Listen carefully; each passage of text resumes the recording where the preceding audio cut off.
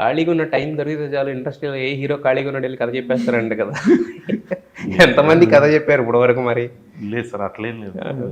Only Raviteja గారికి మాత్రమే. అదే మాకు తెలియదు ఇవన్నీ ఇన్సైడ్ విషయాలు చెప్పింది వంశీ గారు. ఎవరికి చెప్పలేదు, అడగండి మొత్తం అందరికి చెప్పారు. అందరికి చెప్పేశారు అన్నారా? లేదు లేదు, ఎవరికి చెప్పలేదు. రవితేజ గారు. మరి టిల్లు క్యూబ్ స్టార్ట్ అయిందా వర్క్? లేదు సార్, అంటే యాక్చువల్లీ సిద్ధు మామ కూడా బిజీగా ఉన్నారు సార్.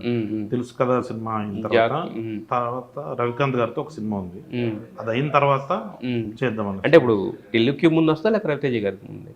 రవితేజ గారి ముందు వస్తుంది సార్. అంటే సిద్ధు మామ కూడా committed for 1.5 years sir. So అవి చేసిన తర్వాత చేద్దాం. టిల్లు క్యూబ్ రవితేజ గారి సినిమా తర్వాత టిల్లు క్యూబ్ అంతే సార్. ఓకే.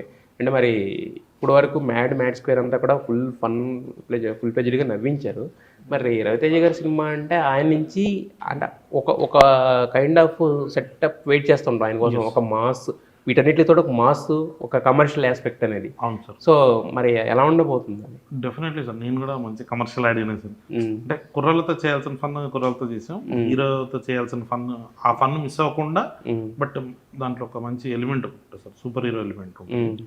సో దాంతో మనం ఒక పెద్ద స్టోరీ. ఎస్. అయితే ఇప్పుడు సితారాలోకి వచ్చిన డైరెక్టర్ ఎవరు కూడా బయటికి వెళ్ళడానికి ఇంట్రెస్ట్ చూపించరు బేసిక్గా. ఏంటి సితారాలో ట్రీట్మెంటా లేదంటే మీ మీద ఉండే కాన్ఫిడెంటా, ఎలా ఉంటుంది? ఇప్పుడు మ్యాడ్ అనే సినిమా ముగ్గురు కొత్త కుర్రోళ్ళు, కొత్త డైరెక్టర్, ఈ సెటప్ ఉంది కదా సార్, దీనికి చుట్టేసేయండి, 4 కోట్లు ఇస్తాం, మ్యాటర్ ఫినిష్ చేసేసేయండి అన్న జోన్లో ఉంటారు సార్.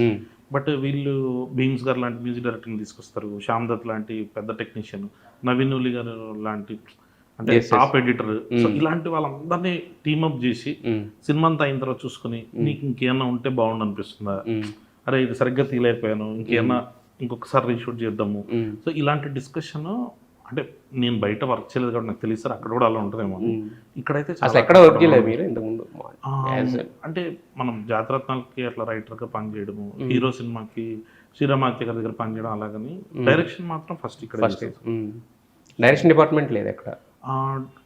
అంటే లాంగ్ బ్యాక్ చేశాను సార్, అప్పుడు ఎందుకో నాకు అది వర్కౌట్ అవ్వలేదు. డైరెక్షన్ డిపార్ట్మెంట్ కంటే ఏదైనా అంటే రైటింగ్ చేస్తే కొంచెం ఎక్కువ సపోర్ట్ చేసినట్టు ఉంటుంది ఫిలింకి అని ఒక ఫీలింగ్ ఉండే సార్ ఆ రోజు.